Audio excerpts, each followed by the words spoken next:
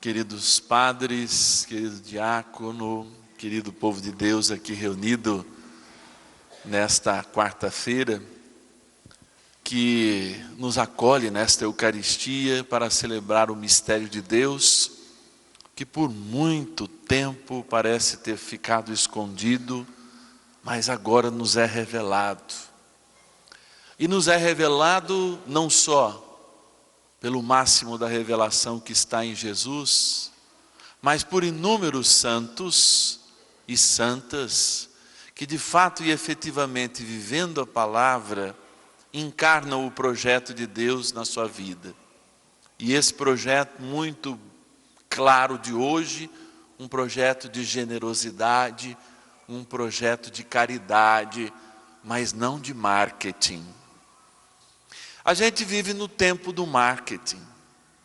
Nossos jovens e nossas crianças que estão vivenciando mais no mundo virtual e têm isso como um instrumento também importante, porque a culpa não é do mundo virtual, mas de quem entra nele sem consciência, vê as inúmeras formas de manifestação de uma felicidade que é difícil de construir, de uma caridade muitas vezes, não é? Que na verdade quer mostrar para os outros o que eu faço de bom e de melhor, e que se afasta da verdadeira bondade de Deus, que é a gratuidade, como de fato o fruto primeiro da caridade. E aí a gente olha para São José, rezando essa missa votiva, e consegue enxergar em São José aquele que renuncia em silêncio tudo que ele tinha, vamos lá, a sua amada, para que Deus, através do Espírito Santo, a chamasse de esposa. O conforto de uma família mais perto da simplicidade que ele trazia, mesmo sendo um descendente de Davi, renuncia a isso também. Renuncia a uma vida tranquila quando seu filho ameaçado por representar o que ele é, obriga, como provedor da família, levar todos até o Egito, voltar, estabelecer. Olha que interessante. Não é à toa que no 1º de maio chamamos de patrono do trabalhador, porque a dinâmica de trabalho de José é aquela que protegeu Maria, e é claro, o seu rebento, o seu filho, que é nosso Senhor. Por que eu digo isso? Porque durante muitos anos, as glórias de São José parecem que não são lembradas, porque marca a sua presença na igreja sempre no silêncio. Nenhuma palavra ouvimos de José, mas muitas atitudes tivemos dele. E é assim que nós devemos aprender. E é por isso que ele é um santo tão necessário. Quando falta inclusive masculinidade neste tempo e honra, virtude, São José aparece como o homem das virtudes, lembrando os homens do seu papel de proteção, de abrigo, que não tiram e nem esvaziam de maneira nenhuma o papel feminino, mas que nele se completam.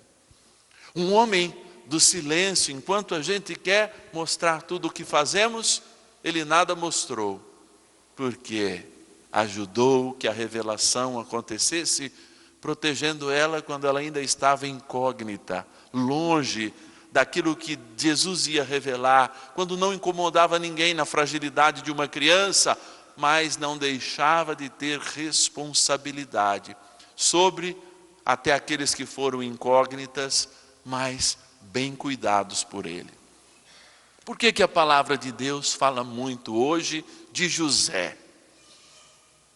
Homem da generosidade, da caridade e da gratuidade, porque fala da renúncia. E muitas vezes hoje nós confundimos filantropia com caridade. Ou nós estamos mergulhados neste egoísmo que as pessoas criaram para que a gente, de fato, não colabore com aquilo que precisa acontecer na vida do outro e pode ter a minha mão, e somente a minha mão como testemunha, não a mim. E essa é a verdadeira caridade. Doar sem de fato esperar nada em troca. Como aquele amor de mãe que, quando é verdadeiro, promove o filho, incentiva o filho. Como aquele amor por um irmão que, de fato, sem condição nenhuma de devolver nem afeto, é coberto de afeto. Esta é a caridade que o grandioso filho adotivo de José nos mostra. Quando, na centralidade do seu ministério, desce sendo Deus para ser um de nós.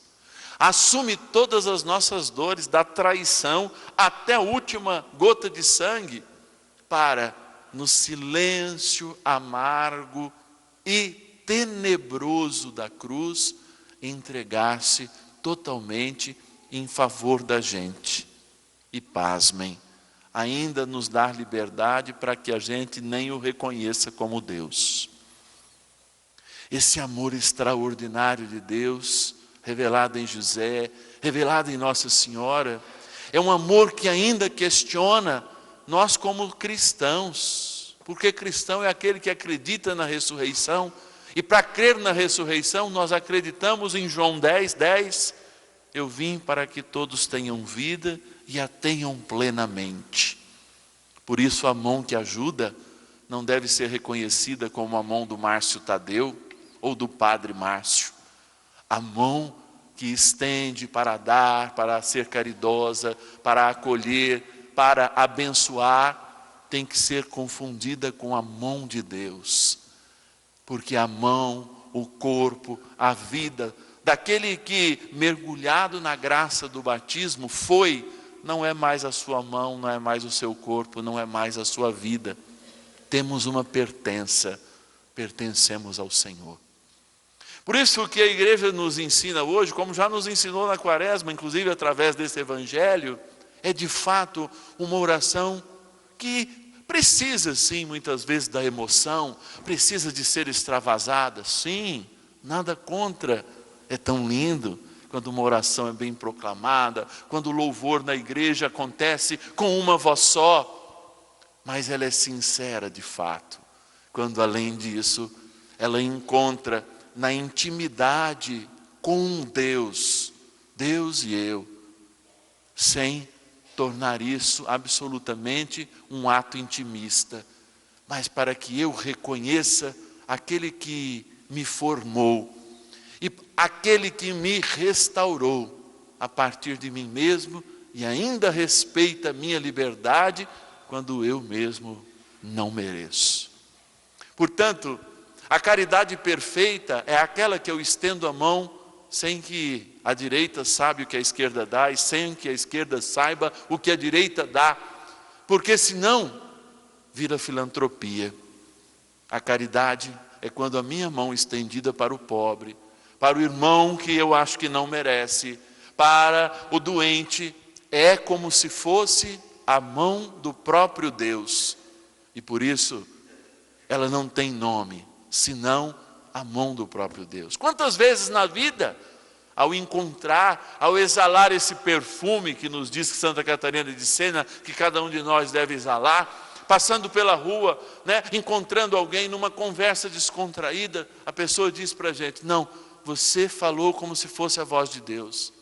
Quantas vezes a levar um quilo de arroz, a nos sensibilizar com um outro que sofre algum problema, inclusive existencial, porque a periferia existencial, de fato, fala muito hoje, nós somos reconhecidos não como nós mesmos, mas dizendo, você foi um anjo de Deus em minha vida. Assim esse é o chamado de cada um de nós. E aí, como diz também um grande santo da nossa igreja, São Francisco de Assis, a gente vai evangelizar com poucas palavras, mas com muitas atitudes. Quando os frades recebiam a tonsura e saíam para evangelizar nas obras, lá no século 13 e 14, justamente São Francisco dizia isso, e depois evangelizar. Só use palavras se for necessário, ou seja, evangelize com a vida. Olhe vocês aqui da paróquia de São José, como eu, aprendo todos os dias com Ele algo novo.